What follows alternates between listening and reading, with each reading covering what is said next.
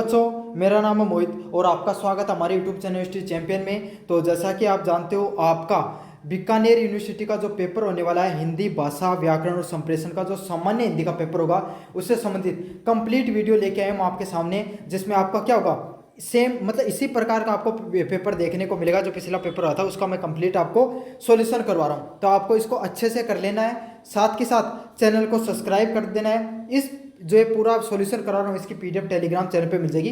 Telegram channel जरूर से join कर लेना। समझ में आ गया आपको? तो टेलीग्राम चैनल आपको सभी बच्चों को अच्छे से ज्वाइन कर लेना है। लाइक करते नीचे आई का ऑप्शन आएगा, जरूर से दबा देना। अन्य सभी वीडियो भी यहीं पर देखने को मिल जाएंगे। पहला प्रश्न है, भाषा किसे कहते हैं?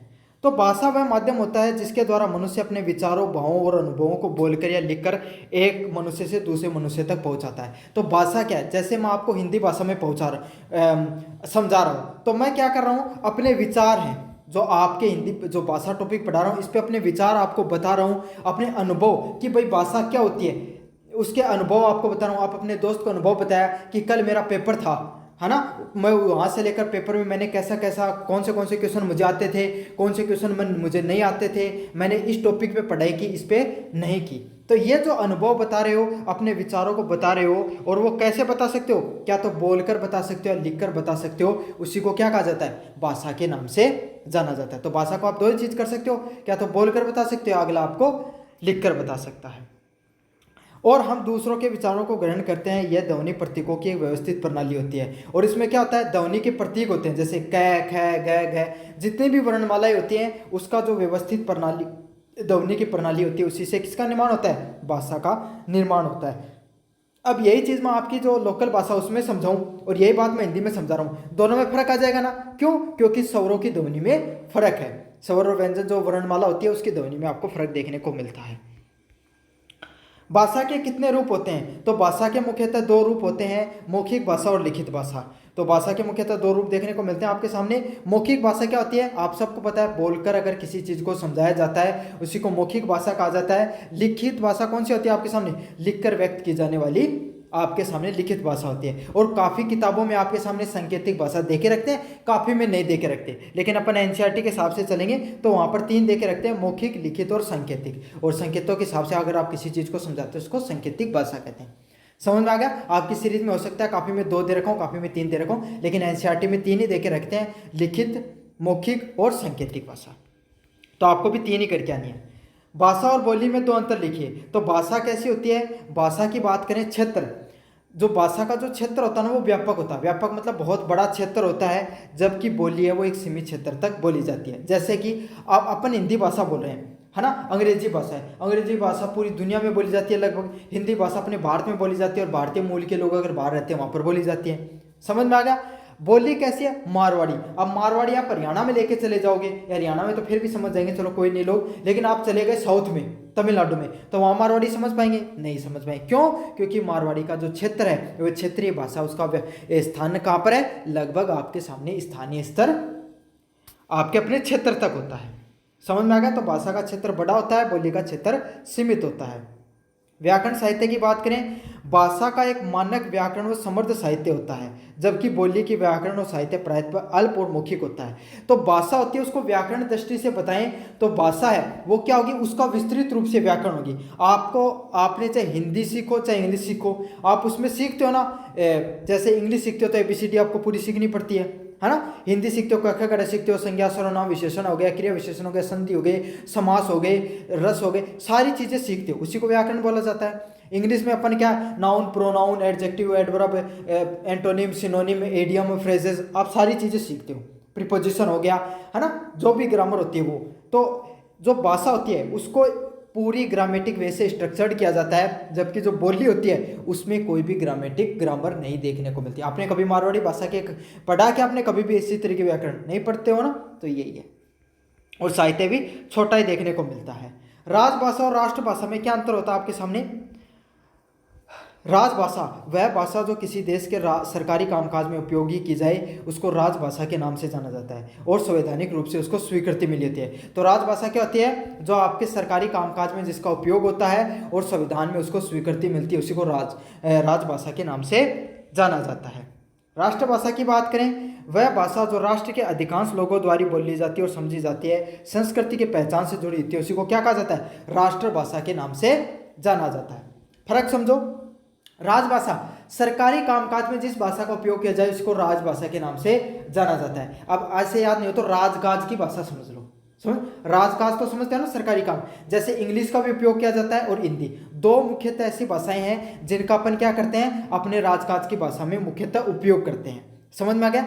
अपने राजस्थान की मारवाड़ी भाषा को तो संवैधानिक दर्जा नहीं मिला, बाकी जितनी भी जो भाषाएं हैं जिनको संवैधानिक दर्जा मिला आर्टिकल 8 के अंदर, शेड्यूल 8 में, तो उनको वो सारी भाषाओं में भी राजपत्र के कार्य हो सकते हैं।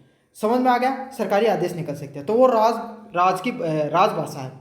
राष्ट्रभाषा कौन सी होती है? जहां जिस भाषा को सबसे ज्यादा लोगों की स्वीकृति हो, जिसको हर कोई समझ सके। जैसे हिंदी है, अगर आप यूपी में चले जाओ, बिहार में चले जाओ, आप असम में चले जाओ और कहीं चले जाओ, है ना, साउथ में थोड़ा बहुत डिफरेंस आता है, बाकी पूरे भारत में लगभग लोग हिंदी को समझ पाते हैं। तो ये हमारी संस्कृति से भी जुड़ी होती है और सभी लोग इसको समझ पाते हैं। अभी तक भारत की कोई भी एक राष्ट्रभाषा के रूप में किसी को स्वीकार नहीं किया गया, यह सबसे मुख्य पॉइंट है। समझ में आ गया? मांग काफी बार उठी है। सर्वनाम के कितने भेद होते हैं? तो सर्वनाम के कुल 6 भेद होते हैं। पुरुषवाचक सर्वनाम, मैं, तुम और वह। पुरुषवाचक क्या? जहां एक कोई भी पुरुष, कोई भी व्यक्ति हो, राम, श्याम, घनश्याम, ऐसे व्यक्तियों के लिए आप जो प्रयोग करते हो। समझ में आ गया ना? जैसे राम आम खाता है ना, राम स्कूल जाता है, तो उसकी क्या करोगे? राम आम खाता है, वह स्कूल जाता है। तो इसको क्या पुरुषवाचक सर्वनाम के नाम से जाना जाता है। सर्वनाम आपको पता है संज्ञा की जगह उपयोग में होते हैं। निश्चित सर्वनाम कौन से होते हैं? जिनका किसी भी चीज की निश्चितता को दिखाने के लिए प्रयोग किया जाए। आप इशारा करके बताओ कि यह वही व्यक्ति है जिसने मेरा पेन चुराया था। समझ में आ गया? तो यह कौन है? फिक्स व्यक्ति के बारे में बता रहे हो। जैसे राम के बारे में बता रहे हो, तो यह आप इशारा करके बताओगे तो निश्चितता का पता चलता है। अनिश्चित सर्वनाम क्या होते हैं? अनिश्चित सर्वनाम वो सर्वनाम होते हैं जिसे किसी निश्चित व्यक्ति के बारे में आपको नहीं पता चल रहे। जैसे इन सभी में से कोई एक है जिसने मेरा पेन चुराया, तो 5 व्यक्ति खड़े हैं, उनमें से कोई भी हो सकता है, आपको निश्चित नहीं पता है, तो इसी को क्या कहा जाता है? अनिश्चित सर्वनाम के नाम से जाना जाता है। संबंधवाचक सर्वनाम कौन से होते हैं? ऐसे सर्वनाम जो संबंध दर्शाने का कार्य करते हैं। जैसे कि वह कार्य कर रहा है, जो कार्य कर रहा है, जो पेंटिंग का कार्य कर रहा है, वह मेरा भाई है। तो जो कौन? वो जो पेंटिंग करने वाला व्यक्ति, उससे संबंध दिखाने का कार्य किया गया है। प्रश्नवाचक सर्वनाम आप सबको पता है, कोई भी चीज के बारे में आप प्रश्न पूछने कार्य करते हो उसको प्रश्नवाचक सर्वनाम के नाम से जाना जाता है। और निजवाचक सर्वनाम जो आपके खुद के बारे में आप टिप्पणी करने के लिए उपयोग में करते हो, उसको निजवाचक सर्वनाम के नाम से जानते हैं। संज्ञा की व्यक्ति को मर्यादित करने वाले शब्द क्या होते हैं? तो संज्ञा की जो व्यक्ति होती है, इसका अर्थ क्या था? इस प्रश्न को लगभग बच्चों ने गलत किया क्योंकि अर्थ ही नहीं समझ पाए। इसका अर्थ क्या था?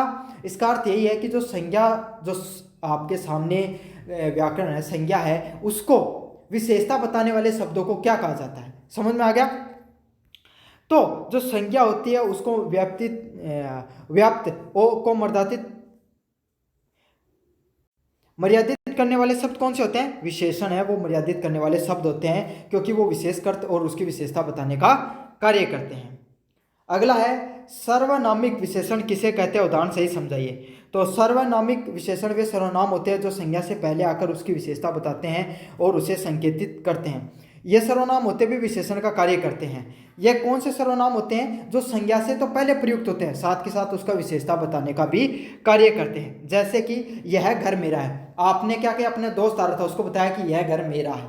समझ में आ गया आपके सामने? घर से पहले आया है और संकेत करके बता रहा है। समझ में आ गया आपके सामने कि भाई ये वाली चीज़ें मेरी है। कोई आदमी आया था, तो कोई आदमी आया था, यहाँ पे कोई के बारे में बताया जा रहा है। समझ में आ गया? तो संकेतिक भाषा के रूप में इसका ज़्यादातर उपयोग किया जाता है। संकर्मक क्रिया और अकर्मक क्रिया कौन सी होती है? संकर्मक क्रिया क्या होती है? जिस क्रिया का फल या प्रभाव कर्ता पर नहीं पड़ के कर्म पर पड़ता है उसको संकर्मक क्रिया के नाम से जाना जाता है। तो जहाँ कोई क्रिया हो रही है उसका प्रभाव कर्ता पे, करने वाले पे नहीं पड़ के कोई कर्म है, समझ में आ गया, जो काम करे उस पर फर्क पड़े, उसी को क्या कहा जाता है? संकर्मक क्रिया के नाम से जाना जाता है। जैसे राम फल खाता है, यहाँ पे फल क्या है? कर्म है। खाने का प्रभाव किस पे पड़ रहा है? फल को खा रहा है। समझ में आ गया आपके सामने? कर्ता कौन है? राम, फल कहाँ पे? कर्म है। अकर्मक क्रिया की बात करें, जिस क्रिया का फल या प्रभाव सीधा कर्ता पर पड़ता हो, उसमें कर्म की आवश्यकता नहीं होती, उसको अकर्मक क्रिया के नाम से जाना जाता है। मतलब जो क्रिया है उसका प्रभाव सीधा कर्ता पे पड़े, उसमें कोई कर्म की आवश्यकता नहीं होती। जैसे बच्चा हंसता है, समझ में आ गया आपके सामने, कोई कर्म की आवश्यकता नहीं है, बच्चा करता है, बच्चा हंस रहा है, उसका प्रभाव उसी पे पड़ रहा है, समझ में आ गया। तो इसी को अकर्मक क्रिया के नाम से जाना जाता है। जहाँ पे क्रम हो वो सकर्मक, जहाँ पे क्रम का विलोप हो उसको अकर्मक क्रिया के नाम से जाना जाता है। अगला है, हिंदी वर्णमाला में कुल कितने स्वर और व्यंजन है। तो ये तो आप सबको पता है, हिंदी वर्णमाला में लगभग 11 स्वर देखने को मिलते हैं और 33 व्यंजन देखने को मिलते हैं। क्रिया विशेषण किसे कहते हैं? क्रिया विशेषण वे अविकारी शब्द होते हैं जो क्रिया की विशेषता बताते हैं, अर्थात क्रिया कब हुई, कैसे हुई और कितनी बार हुई उसके बारे में बताते हैं। मतलब क्रिया की विशेषता बताने वाले शब्दों को क्या कहा जाता है? क्रिया विशेषण के नाम से जाना जाता है। विशेषण के बारे में आप सबको पता है, कोई भी वस्तु के पहले लगकर उसके विशेषता बताने का कार्य करते हैं। तो क्रिया विशेषण हो गए, वो क्रिया की विशेषता बताने का कार्य करेंगे। जैसे वह धीरे धीरे चलता है, तो कोई पूछे कि भाई मोहन कैसे चल रहा है, तो आपने बता दिया वह धीरे धीरे चल रहा है। तो चल कैसे रहा है? चल क्या है? क्रिया है। कैसे रहा है? धीरे धीरे चल रहा है। मैं कल जाऊंगा, तो कल जाऊंगा कब जाएगा? कल जाएगा। तो जाने की जो प्रक्रिया वो कब होगी? कल होगी। उस जो जाने की प्रक्रिया के बारे में आपको स्पष्टीकरण मिल रहा है, उसकी विशेषता बताने कार्य हो रहा है, उसी को क्रिया विशेषण के नाम से जाना जाता है। संधि किसे कहता है? उदाहरण सहित बताइए। तो संधि किसे कहता है, कहा जाता है, उसके बारे में आपको बताना। अब यूनिट नंबर 2 में आ गए अपन, उसके प्रश्न देखेंगे। संधि किसे कहा जाता है? संधि का अर्थ होता है मेल या समझौता। व्याकरण में दो वर्णों को निकट आने पर उनमें से जो विकार उत्पन्न होते हैं उसी को संधि कहा जाता है। यहाँ समझ लो कि दो शब्द ना कन्ना आके कोई एक नई चीज को उत्पन्न करती, उन्हीं संधि कही जाए। समझ में आ गया? संधि का अर्थ भी यही होता है, भाई कोई दो देशों के बीच में संधि होती है तो वो क्या होता है? उनका मेल मिलाप होता है, कोई भी घटना होती है उस पर उनकी सहमति होती है, तो वही है संधि का अर्थ होता है मेल या समझौता। और ये समझौता कहाँ पे हो रहा है? जो व्याकरण में दो वर्ण होते हैं उनके बीच में समझौता होकर एक क्या बनता है? शब्द का निर्माण होता है। जैसे विद्या प्लस आले से किसका निर्माण हो रहा है? विद्यालय का आपके सामने निर्माण हो रहा है। उत प्लस लास से किसका निर्माण हो रहा है? उल्लास का निर्माण हो रहा है। तो दो अलग अलग वर्ण आपस में जुड़े, स्वरों के जुड़ने से स्वर बन जाते हैं और व्यंजन के जुड़ने से व्यंजनों में प्रभाव देखने को मिलता है। संधि और समास में क्या अंतर होता है? संधि वर्णों का मेल होती है जिसमें वर्णों में विकार और या परिवर्तन आता है। तो संधि क्या होती है? मैंने आपको पहले बताया, संधि आपके सामने पूरे जो वर्ण होते हैं उनका मेल होता है जिसमें क्या होता है? वर्णों में आपको परिवर्तन देखने को मिलता है। जैसे विद्या प्लस आले, दो वर्ण थे आपस में मिलकर विद्यालय का निर्माण हो गया। समझा? दो वर्ण आपस में मिलते हैं, उत प्लस लास मिला तो उल्लास के शब्द का निर्माण हो गया। समास की बात करें, यहाँ पर क्या होगा? आपके सामने दो शब्दों का मेल होगा और जिससे नया शब्द बनता है और शब्दों के बीच में विभक्त व आपके सामने विभक्तियां, मतलब जो समास होता है इसमें क्या होता है? दो या दो से अधिक शब्दों का मिलाप होता है, मेल होता है और उससे क्या होता है? एक नए शब्द का निर्माण होता है। इसमें दो शब्दों के बीच में आपके विभक्ति या योजक शब्दों का प्रयोग लुप्त हो जाते हैं, मतलब आपको पता नहीं चलेगा। जैसे चौराहा, चार रास्तों के समूह को क्या कहा जाता है? चौराहा कहा जाता है। तो यहाँ पर आप चौराहा है, उसमें दो इतने सारे शब्द थे, मिलकर आपके सामने एक नया शब्द का निर्माण हो गया और एक सिंपल सा शब्द बन गया चौराहा। समझ में आ गया? तो इसी को क्या कहा जाता है? आपके सामने समास के नाम से जाना जाता है। द्विगु समास की उदाहरण सही समझाइए। द्विगु समास वह समास है जिसमें पहला पद संख्यावाची विशेषण होता है और वह पूरे पद के समूह का बोध कराता है। तो द्विगु समास कौन सा होता है? जिसमें सबसे पहला जो आपके सामने जो पद होगा वो संख्यावाची विशेषण होगा और वो पूरे विशेष जो पूरा का पूरा पद है उसके बारे में बताएगा। मतलब पूरा पद है वो उस संख्यावाची विशेषण पे ही डिपेंड करेगा। कर्मधारय समास का एक भेद के रूप में इसको जाना जाता है। जैसे त्रिलोक, तो त्रि आ गया पहले, तो इसमें क्या है? तीन लोकों का जो समूह होता है उसको त्रिलोक के नाम से जाने जाते हैं। समझ में आ गया? तो पहला कौन सा? चौराहा, तो चार। समझ में आ गया? तो तीन चार इस प्रकार के संख्यावाची शब्दों का प्रयोग उसे द्विगु समास के नाम से जाना जाता है। निम्नलिखित शब्दों का संधि विच्छेद करना आपके सामने। आर्यावर्त की बात करें तो ये सारे शब्द आपके सामने देखने को मिले थे। आर्या प्लस आवर्त के नाम से इनको देखने को मिलेगा और इसको त्रिक संधि के नाम से देखने को मिलता है। अगला क्या? रजनीश, रजनी प्लस इससे इसका जो आपके सामने जो संधि विच्छेद है वो देखने को मिलेगा।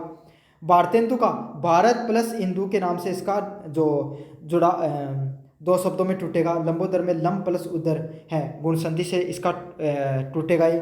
स्वेच्छा स्व प्लस ऐच्छिक से आपका इसको टूटेगा। मनोत्तर मनु प्लस अंतर से यण संधि का निर्माण होता है और पावक से पो प्लस अक से निर्माण होता है। अगले वाला है निम्नलिखित शब्दों में समास के नाम बताइए। तो इनमें से आपके सारे समासों के नाम बताना था। यथाशक्ति में कौन सा था? अव्ययभाव समास था, शक्ति के अनुसार। अगला क्या है? जन्मांध, इसमें कौन सा था? तत्पुरुष, जन्म से अंधा। नील कमल में कौन सा होगा? कर्मधारय समास। नीला है जो कमल है, यहाँ पे कलम जो कमल है उसकी विशेषता के बारे में आपको बताया जा रहा है। तिराहा क्या होगा? द्विगु समास का होगा, जिसमें तीन राहों की जो तीन राह है मतलब तीन रास्तों का समूह के बारे में बताया जा रहा है। माता पिता कौन सा होगा? माता और पिता, इसमें द्वंद्व समास देखने को मिलता है आपके सामने। घनश्याम में कौन सा आएगा? कर्मधारय समास। घन के समान जो श्याम उसको घनश्याम के नाम से जाना जाता है। या फिर काफी बार इसका लगभग बहुब्रीहि समास भी देखने को मिल सकता है। वाग देवी, तत्पुरुष समास होगा, वाग की देवी के नाम से जाना जाता है।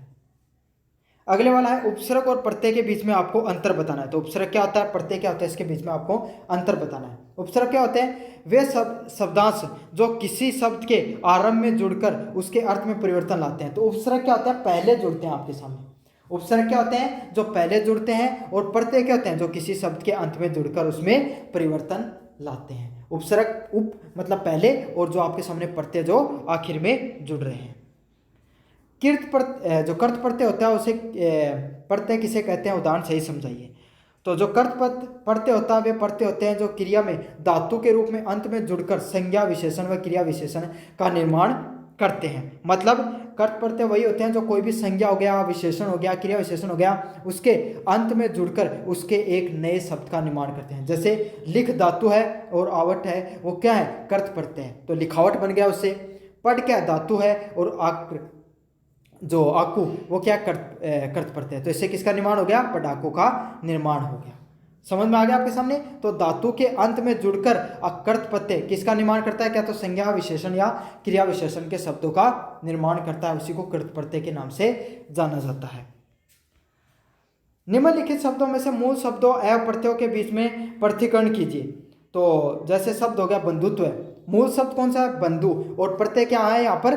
त्व। अच्छे से याद कर लेना, मूल शब्द बंधु है और त्व कौन सा आपके सामने? प्रत्यय है। मानव की बात करें, जो मूल शब्द मनु है और प्रत्यय कौन सा? ए देखने को मिलेगा। तो मानव में क्या होगा? मनु आपके सामने मूल शब्द है और ए आपके सामने प्रत्यय है। अच्छाई की बात करें, मूल शब्द अच्छा है, प्रत्यय कौन सा? आई है आपके सामने। ऐतिहासिक में मूल शब्द इतिहास और इक आपके सामने प्रत्यय है। अगले वाला मूल शब्द है, इनमें से उपसर्ग को अलग करना आपके सामने। अत्याचार में क्या आएगा? मूल शब्द आचार है और उपसर्ग अति देखने को मिलेगा। अवतार में मूल शब्द तार है और उपसर्ग आपके सामने अव देखने को मिलेगा। सुपुत्र में मूल शब्द पुत्र है और उपसर्ग सु देखने को मिलता है। अनंत में मूल शब्द अंत है और उपसर्ग अन देखने को मिलता है आपके सामने। यहाँ पे ता प्रत्यय के कोई दो उदाहरणों के बारे में लिखना था। सफल प्लस ता, मानो प्लस ता। समझ में आ गया आपके सामने? तो इस प्रकार से आपके सामने जो ता के दो प्रत्ययों के बारे में मैंने, और ये सारे क्वेश्चंस मैंने पहले भी आपके सामने करवाए थे। अगले वाली है यूनिट नंबर 3 की, अपन शुरुआत करेंगे हम यूनिट नंबर 3 की। इसमें क्या है? वाक्य किसे कहते हैं, इसके अंग कौन से होते हैं। तो वाक्य क्या होते हैं? शब्दों का ऐसा व्यवस्थित और सार्थक समूह है जो वक्ता के आशय को पूर्ण रूप से व्यक्त करता है, उसको वाक्य कहा जाता है। मतलब शब्द होते हैं, उनको इतना व्यवस्थित तरीके से जोड़कर लिखा जाए जिससे एक सार्थक शब्द का निर्माण हो। जैसे वह, जैसे राम आम खाता है, ये सारे के सारे आपके सामने क्या? राम आम, ये अलग अलग है ना, तो ये क्या है? शब्द है। अब इनको एक जगह जोड़ दिया गया, राम आम खाता है, तो ये क्या बन गया? एक वाक्य का निर्माण बन गया। अब वाक्य तो आप ये शब्द तो कैसे भी जोड़ सकते हो आपके सामने। राम आम खाता है, इसको कैसे भी जोड़ सकते हो, आम राम है खाता, लेकिन इसका सार्थक अर्थ नहीं निकल रहा है ना। तो कोई भी जो शब्दों हैं उसके समूह को इस प्रकार से समायोजन किया जाना चाहिए जिससे उसका क्या हो? एक सार्थक अर्थ निकल सके। सबसे जरूरी चीज वाक्य में यही होती है, उसकी सार्थकता, उसका जो वास्तविकता, उसका अर्थ है वो सही से निकलना चाहिए। उद्देश्य क्या होता है? वाक्य में जिसके बारे में कुछ कहा जाए उसको क्या कहा जाता है? उद्देश्य के बारे में जाना जाता है। जैसे करता है, कर्म करने वाला व्यक्ति है। राम आम खाता है, तो यहाँ पर राम क्या है, राम के बारे में बताया जा रहा है कि वो क्या कर आम खा रहा है। विधेय क्या है, उद्देश्य के बारे में जो कहा जाए, जैसे मतलब राम है, राम क्या है जिसके बारे में कहा जा रहा है, ये उद्देश्य है, आम खा रहा है। अब राम जो क्रिया कर रहा है, जो कार्य कर रहा है, जो उस पर प्रभाव पड़ रहा है, उसी को क्या कहा जाता है, विधेय के नाम से जाना जाता है। उद्देश्य कौन, जिसके बारे में बताया जाए। जैसे मोहन 4 घंटे से क्रिकेट खेल रहा है, तो कौन खेल रहा है क्रिकेट, मोहन खेल रहा है, तो मोहन के बारे में बताई जा रही है ना सारी चीजें। तो मोहन क्या है, उद्देश्य, और विधेय क्या है, बाकी का जो मोहन बाकी के जो भी कार्य कर रहा है वो सारे उसके विधेय में आएगा।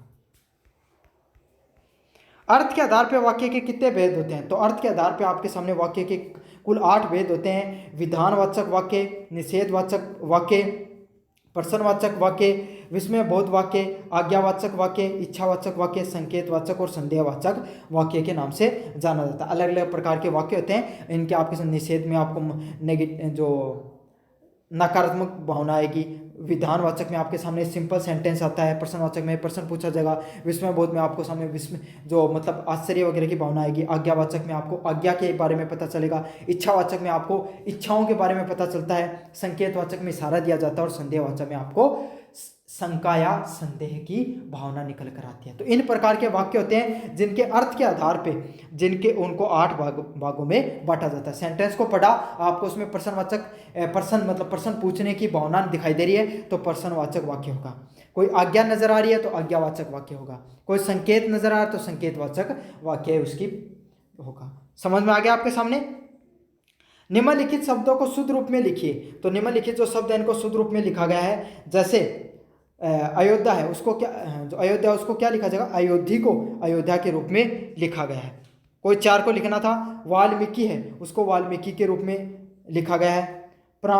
प्राणी विज्ञान है, उसको प्राणी विज्ञान के नाम से। यौना स्थापुर यौना स्था, और गीतांजलि को गीतांजलि के रूप में। तो ये आपके सामने, ये तो आपको सारे को ये भाई आना चाहिए, तभी आप इनको अच्छे से लिख सकते हो सारे के सारों को। अब आपको नीचे की तरफ क्या देखा, निम्नलिखित वाक्यों को आपको शुद्ध करके लिखना है। जैसे भोजन बनाने की व्यवस्था का प्रबंधन करें, तो यहाँ पर जो व्यवस्था और प्रबंधन, व्यवस्था क्या होता है भाई, प्रबंधन करना। कोई भी चीज़ को आप सही ढंग से करने कोई प्रबंधन बोला जाता है, व्यवस्था बोला जाता है। तो इसको अपन को सही ढंग से लिखना है। इन प्रश्नों को क्या बनेगा इसका, भोजन बनाने का प्रबंध कीजिए। क्या निकल कर आएगा, कोई भी भोजन बनाने के प्रबंध करने के बारे में बताया जा रहा है। अगले वाला है अंकों की औसत अच्छी है। तो यहाँ पर अंक और औसत है वो क्या है, दोनों का समान अर्थ होता है, अलग अलग दिखाई दे रहा है। तो इसका क्या बनेगा, अंक की औसत अच्छी है। समझ में आ गया आपके सामने। और अलग बनाओगे तो आपके सामने अंकों का औसत अच्छा है। अगला है उसकी आंखों में आंसू बह रहे थे। तो आंसू बहुवचन है, तो उसकी आंखों से आंसू बह रहे थे। समझ में आ गया आपके सामने। अगले वाला काल चक्र के पहिए से कौन बचा है। तो इसका क्या बनेगा, काल चक्र से कौन बचा है। तो यह आपके सामने इस प्रकार से इन शब्दों का आपका शुद्धिकरण करना था। समशुद्ध बिनार शब्दों को लिखिए। जैसे सूर है, उसका क्या आएगा, वीर बहादुर के नाम से जानते हैं। सूर का सूर्या, अंधा, व्यक्ति व गायक के नाम से जाना जाता है। जठर क्या होता है आपको सबको पता है, पेट व मास्य को बोला जाता है। जरठ क्या होता है, बूढ़ा या वर्द के नाम से जाना जाता है। तरनी कौन होता है, सूर्य होता है, और तरणी नाव के नाम से भी जाना जाता है। क्षति की बात करें, हानि व नुकसान के नाम से जाना जाता है। क्षति है वो पृथ्वी व धरती के नाम से जाना जाता है। विलोम शब्द की बात करें, अपमान का विलोम शब्द क्या होगा, सम्मान होगा। एक का विलोम शब्द क्या होता है भाई, एक मतलब एक होता है, अनेक मतलब अलग अलग प्रकार के होते हैं। कर्तक का कर्तक गण के इसका विलोम शब्द देखने को मिलेगा। तरुण का क्या, वर्द देखने को मिलेगा। शाश्वत का क्या देखने को मिलेगा, नश्वर देखने को मिलेगा। विशेष क्या होता है, कोई स्पेशल होता है, उसका आपके सामने विलोम शब्द क्या होता है, सामान्य है वो इसका विलोम शब्द देखने को मिलेगा। तो अब आपके सामने अंतर लिखना था 3 शब्दों के बीच में, घमंड, गर्व और गौरव के बीच में। आप 3 शब्द इनके बीच में आपको अंतर लिखना है। पहला कौन सा, घमंड। घमंड क्या है, एक नकारात्मक भाव है। घमंड कैसा शब्द है जिसमें आपको नकारात्मक भाव देखने को मिलेगा। कोई भी व्यक्ति है भाई घमंड कब करता है, जो अपनी इसको श्रेष्ठता पर क्या हो जाए, अनुचित अहंकार हो जाए। समझ में आ गया, ऐसे कि भाई ये काम तो सिर्फ मैं ही कर सकता हूँ, मेरे अलावा कोई नहीं कर सकता दुनिया में। तो क्या होगा, ये उसका घमंड होगा, क्योंकि इस दुनिया में ऐसी कोई चीज़ हो ही नहीं सकती जो सिर्फ एक ही काम कर सके, एक ही आदमी कर सकते। कोई भी इंसान ऐसा हो सकता है जो आपसे बेहतर वो काम कर सकता है। गर्व क्या होता है, जैसे आपके माता पिता को किसी भाई आपके अंकल ने कहा कि भाई आपका लड़का वो बहुत अच्छा है, या फिर ऐसे समझ लो आपका सिलेक्शन हो गया राजस्थान एसआई के अंदर हो गया, तो सारे गांव को गर्व हो गया, भाई कहेंगे कि हमारा जो गांव का लड़का है वो राजस्थान में एसआई लगा हुआ, वहाँ पर पोस्टिंग उसकी, सबको गर्व है ना। मतलब ये एक सकारात्मक भाव होता है, जो कोई भी योग्यता हो गई, कोई इंसान की उपलब्धि हो गई, उस पर क्या होता है, सभी लोगों को अभिमान होता है।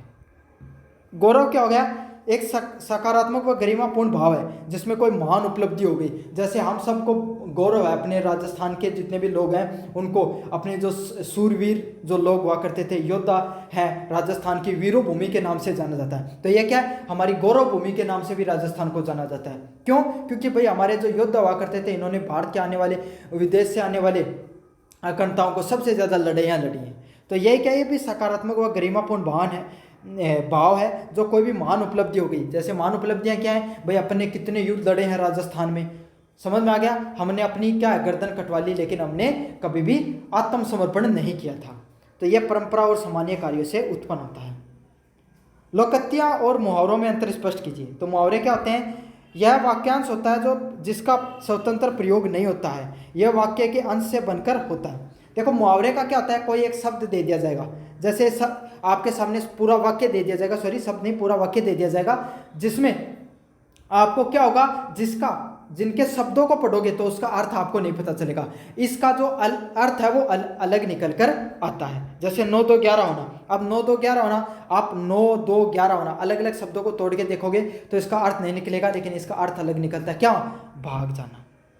लोकोक्ति क्या होगी, एक पूर्ण वाक्य होता है जिसका स्वतंत्र रूप से प्रयोग किया जा सकता है और सत्य अनुभव पर आधारित होती है। तो लोकोक्तियाँ क्या होती हैं, नाम से समझो, लोक प्लस युक्ति, मतलब लोगों में बोले जाने वाले कुछ शब्दों को लोकोक्तियों के नाम से जाना जाता है। और इसमें जो पूर्ण वाक्य होता है, इसका खुद का अपना अर्थ होता है, और इसका जो प्रयोग है वो कहाँ पर यूज कर सकते हो आप, अलग अलग जगह यूज कर सकते हो। और ये सब चीज़ें कैसे होती हैं, सत्य और अनुभव के आधार पर होती हैं। जैसे नाच न जाने आंगन टेढ़ा, समझ में आ गया। तो अपनी कमी छिपाने के लिए क्या, दूसरों पर दोष लगाना। तो भाई कोई इंसान है जो नाचना नहीं आ रहा, तो वो क्या रहा, आंगन टेढ़ा है, ये बोल रहा है, समझ में आ गया। तो ये इंसान इस जो सारा का सारा जो शब्द है, उसका जो वाक्य है, इसका भी अपना अपना अर्थ निकल रहा है, और इसका अर्थ अगर वैसे देखो तो वैसे भी निकल रहा है। और ऐसे शब्द कहाँ पर यूज किए जाते हैं, आपके सामने आम बोलचाल की भाषा में उपयोग में लिए जाते हैं। अकल का अंधा होना, तो मूर्ख व्यक्ति जिसके सोचने की क्षमता नहीं होती उसको क्या कहा जाता है, अकल के अंधे होने के नाम से जानते हैं। अगले वाला क्या, कोआ चले हंस की चाल, कोई सामान्य या छोटा व्यक्ति किसी बड़े की नकल करे उसको क्या कहा जाता है आपके सामने, कोआ चले हंस की चाल जैसे शब्दों का उपयोग करते हैं। तो ये सारी लोकोक्तियाँ हैं जिनके अर्थ समझ लो आप। चंद्रमा को भी ग्रहण लगता है, तो कोई भी महान व्यक्ति हो, कितना भी सर्वश्रेष्ठ व्यक्ति हो, उसको भी कभी कभी ना कभी जीवन में असफलता का सामना करना पड़ता है, संकट का सामना करना पड़ता है। जान बची तो लाखों पाए, यदि जीवन बच जाए तो जीवन में और कोई जान बचनी चाहिए, जीवन बचना चाहिए, चाहे आपको लाखों का नुकसान हो जाए। भाई गाड़ी का आपका एक्सीडेंट हो गया है, लेकिन आप सबका जीवन बच गया, तो आप क्या कहोगे, भाई जान बची तो लाखों पाए, जीवन बच गया, फिर चाहे कितने का भी नुकसान हो, इंसान नुकसान तो उठा लेता है।